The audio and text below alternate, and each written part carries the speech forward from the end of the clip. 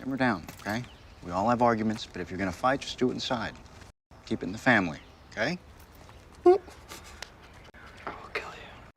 Hey guys, welcome to Movie Showtime. Today we're gonna look at the top 10 romantic comedies of the last decade. This list has one of the best rom-coms ever made. So if you haven't watched any of these movies from this list, you must watch them for sure. And also, these are only romantic comedies. I'll post a new video about romantic drama movies soon, so stay tuned for that. And without further delay, let's have a look at some of the greatest rom-coms of the last decade. On number 10, we have Friends with Benefits. That's me.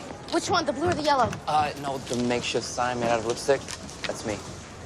You're Dylan Harper. Here in this movie, Dylan and Jamie meet in New York when Dylan is about to take a job in the GQ magazine. Jamie shows him around New York and it turns out they both have much in common, so they become friends instantly. Since they both get out of a relationship recently, they both decided to be more than friends, not emotionally but physically, if you know what I mean. But can they be able to do it without any emotions involved? Well, that's hard. Why are you still laughing? At least I gave it a shot. Oh, fine. I'll go next. See if I still have game. Okay. On number 9, we have Just Go With It. I've never hung out with a girl your age. This is nice. Oh no, you first lie to me. You're good. Here in this comedy romance, Danny recently had his heart broken, so he pretends to be married when he goes on dates with random girls. But when he found the one, he starts to make lies about his non-existent wife instead of telling the truth. Then he asks his assistant Catherine to act as his wife. Then they all are on their vacation to Hawaii, where Danny is thinking about who is the one for him.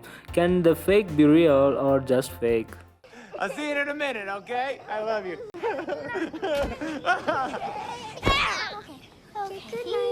On number 8, we have No Strings Attached. Did I have sex with anyone in this apartment last night?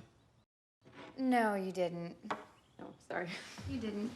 You guessed it from the title, Adam and Emma are friends for a long time. After a breakup, Adam texted all the girls on his phone and ended up waking up in Emma's apartment. From that day, they both agreed to have sex without any strings attached. I mean, this is a sex-only relationship without any emotions or complications.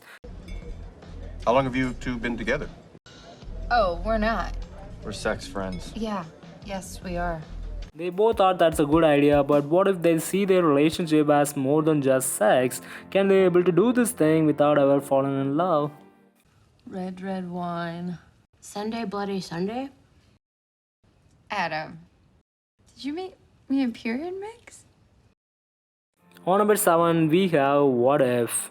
This is my college roommate, Wallace. You're Wallace. Yep. This is the first time he's been outside in like a year. Wow.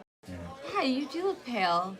This movie is also known as the F word. Here the F stands for Now What You Think, but for friends. In this movie, Wallace decides to give up on love after all the drama from the past. But when he meets Chandri at a party, he decides not to give up on love too soon. But Chandri has a long-time boyfriend, so she and Wallace are decided to be friends. But time and fate have different plans. The important question here is that what if your friend is also the love of your life? That would be so cool, right? And that instant connection.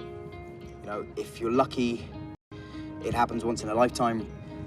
On number 6, we have The Big Sick. Heckling doesn't have to be negative.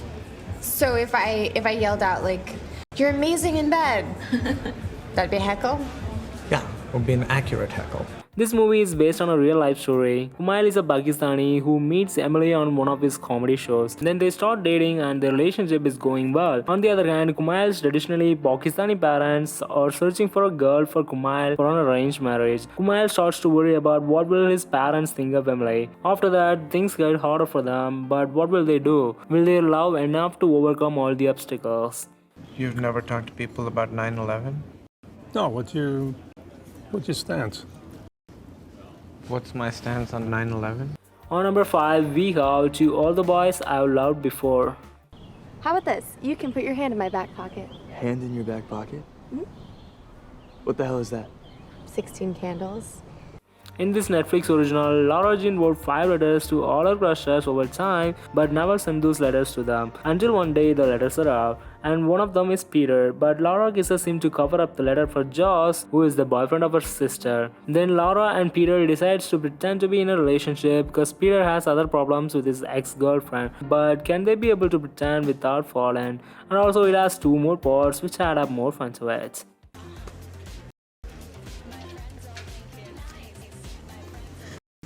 Good job. On number 4, we have Crazy Stupid Love. Wow, Hannah, you're really wearing that dress like you're doing it a favor. That's a line. Here in this movie, we have 2 love stories. Cal has everything, a beautiful house, children and a wife. Cal is in his 40s when he gets to know that his wife is cheating on him. When he's going through a divorce, he meets Jacob, who is super good at flirting and getting the girls he wants. Then Jacob teaches Cal to be a ladies' man. Cal's life changes dramatically into something he never expected. But the question is, how long can these 2 stay like this? Mr. and Mrs. Weaver? No way in hell. Cal, what are you doing here? On number 3, we have Crazy Rich Asians. What's his name? This is a very small island. Maybe you know his family. His name is Nick Young. Rachel Chu and Nick are so happy in a relationship in New York, but when Nick asks Rachel to come to Singapore for his best friend's wedding, Rachel finds out that Nick is one of the wealthiest people in Singapore. When she arrives in Singapore, she has to face a lot of issues just because she loves him. She got a friend by her side to help with things in Singapore. After all this richness, can they be able to be together? Most importantly, what about Nick's mother, who doesn't like Rachel? Rachel, it was lovely meeting you. Thank you, you too. Okay, she hates you. On number 2, we have About Time. Hi. Hi. Would it be very wrong if I asked you for your number?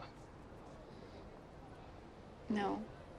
Here in this fantasy rom-com, Tim discovers that the man and his family can travel in time. After knowing that, what he wanted to do is to get a girlfriend, so he goes to London and meets Mary. With his time travel thing, he wins her heart in some tricky ways, and after some time travel incident, Mary thinks she never met him at all. So this time he has to win her heart again, but he has to do it without any time travel tricks. Then he figures out that time travel ability can't hold him from problems of ordinary life. Should we come back when you haven't got any company, or?